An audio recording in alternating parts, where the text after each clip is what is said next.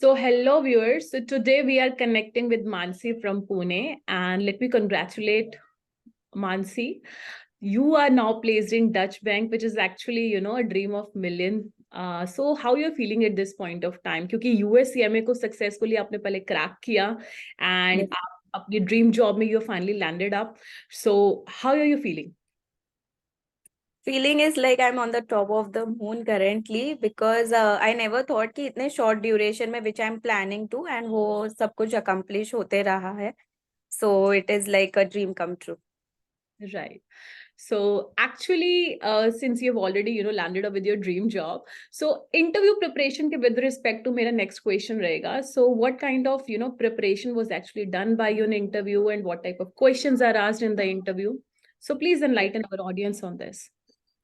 Yeah, so for interview I would say कि बहुत ही minimalistic मैंने स्टार्ट किया था, बट जब भी मुझे पता चला कि काफी डिफरेंट क्वेश्चंस होते हैं रिलेटेड टू फाइनेंस बोलो, अकाउंट्स बोलो, मिक्स्ड क्वेश्चंस बोलो, बिकॉज हमने जो सीएमए का कोर्स किया है which is mainly related to finance, so उसके रिलेटेड क्वेश्चन ज्यादा मुझे आंसर करने पड़े कि अच्छा अगर आपको ये है तो आपको एनपीवी के बारे में तो पता ही होगा, तो उसके बारे में थोड़ा बता दीजिए। अगर फाइनेंस है तो फाइनेंस में आपने क्या क्या सीखा, बजटिंग में क्या क्या है तो वो थोड़ा बता दीजिए। तो वो दो क्वेश्चन मुझे बहुत ही एक्सप्लेन करने पड़े कि मुझे उसका नॉलेज है कि नहीं, वो टेस्ट भी करते हैं। तो वो इंटरव्यू क्वेश्चंस के लिए बहुत अच्छा होता है कि सीएमए अगर आप बोल रहे हो कि आपने यूएस सीएमए किया है तो उसके बैकग्राउंड मतलब उसके डिटेल आपको पता हो, सो क्वेश्चंस उसके हिसाब से आएंगे।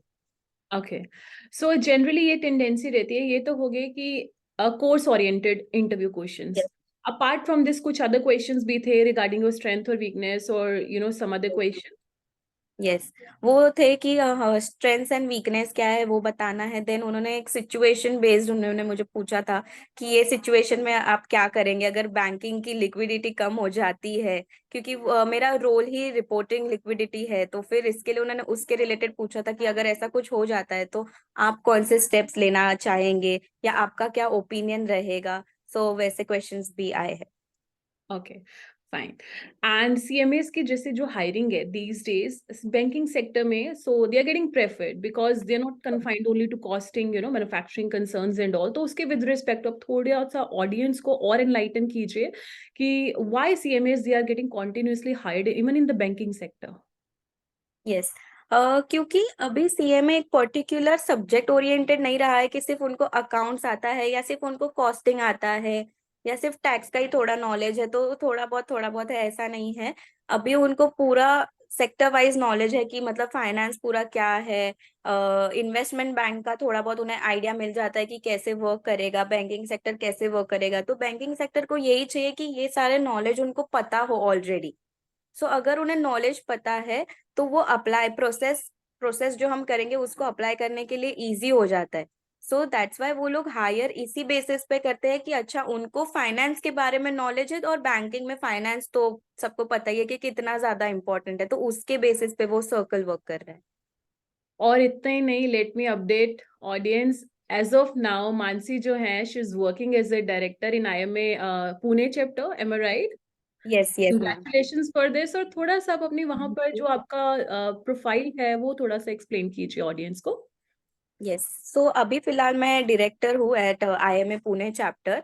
सो वहां पे भी मुझे काफी सारी चीजें सीखने को मिल रही है। काफी न्यू पीपल, सीईओ बोलो आप, कंपनीज के डायरेक्टर बोलो, उनको मिलने का ऐसे चांस मिल रहा है, उनसे उनके ओपिनियंस के बारे में बात करने के लिए, नेटवर्किंग करने के लिए ये सब कुछ मिलता है। बिकॉज उनके ओपिनियंस, उनके कौन से स्ट्रेंथ्स है, वो कहाँ पे वर्क कर रहे हैं, ये सब कुछ जानना बहुत इंपॉर्टेंट है। तो इसके लिए वो सब भी हो रहा है साथ में। So how do you see your self in the future course of time, कि कहाँ तक आप मतलब सीईओ सीएफओ लेवल तक आप अपने आप को देखते हैं in the future? Yes, definitely मैं देखती हूँ, और उसके लिए मुझे पता है कि कौन से अभी और आगे स्टेप्स उठाने हैं।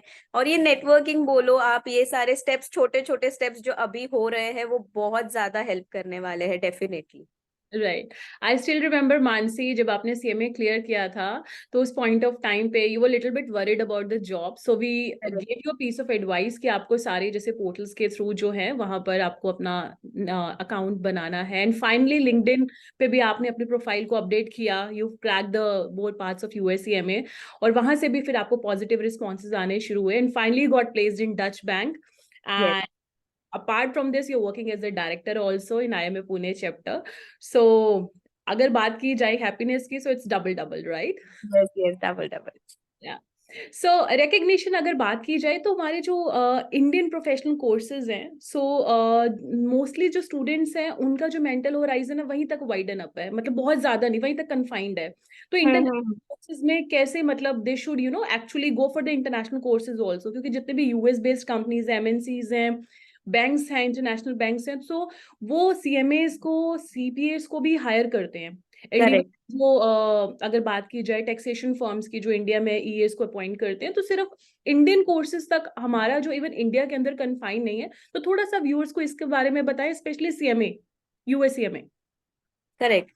सो अभी जो एमएनसीज एंड ह्यूज कंपनीज है तो वो लोग इंटरनेशनल कोर्सेज को इसलिए ज्यादा वेटेज दे रहे हैं क्योंकि उनका knowledge confined to particular topic नहीं है, उनको होल राउंड का नॉलेज है, तो इसीलिए वहां पे अभी फोकस ज्यादा हो रहा है कंपेरेटिंग टू इंडियन कोर्सेज। वहां पे भी काफी कंपटीशन है, no doubt, but coming to the international courses वहां पे ज्यादा अपॉर्चुनिटीज अभी अभी ज्यादा इंक्रीज होना चालू हुई है, सो इसीलिए वहां पे ज्यादा अभी फोकस भी है।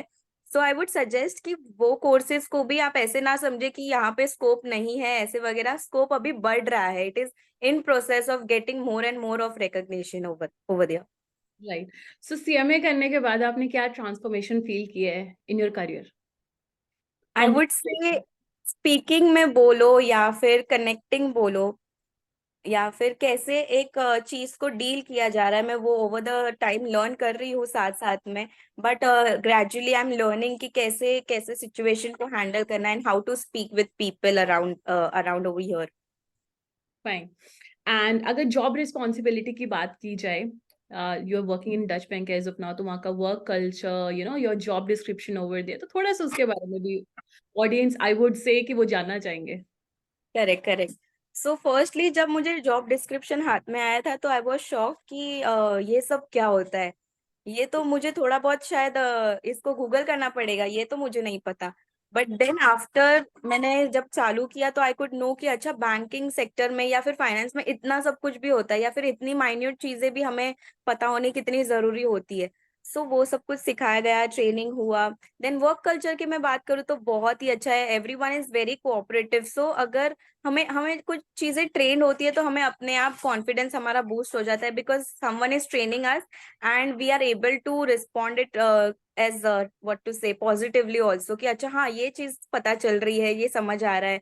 So it is really good कि new new things we are able to learn.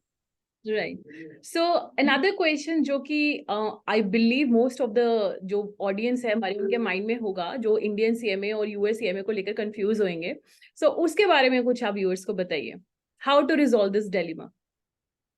See, this depends on interest to interest, I would say firstly. So अगर आप वो भी कर रहे हैं तो देर इज नो हार्म कि अगर आप इसको ट्राई भी देते हैं क्योंकि यूएसए में अभी ग्रो कर रहा है एंड यहाँ पे इतने सारे अपॉर्चुनिटीज है, फाइनेंशियल एनालिस्ट बोलो, रेगुलेटरी बोल दो, रिपोर्टिंग में बोल लो, बहुत सारे अपॉर्चुनिटीज में डिफरेंट डिफरेंट जो शायद हमें इंडियन कोर्सेज में ये सारे प्रोफाइल्स के बारे में कभी पता भी नहीं था, वो सारे प्रोफाइल्स ओपन हो चुके हैं बिकॉज ऑफ इंटरनेशनल कोर्सेज। सो इसीलिए अगर ये कंफ्यूजन है तो आप उन सिलेबस देखिए, कितना कंपैरिजन है, कितना वास्ट है एंड कितना डिटेल्ड ओरिएंटेड है। सो वो अगर आप देखेंगे, कंपैरिजन वैसे करेंगे तो automatic you will get the answers. Right. तो अगर स्पेसिफिकली बात की जाए time involve and difficulty level, so उसके विद रिस्पेक्ट तो फिर आप किसको प्रायोरिटाइज करेंगे?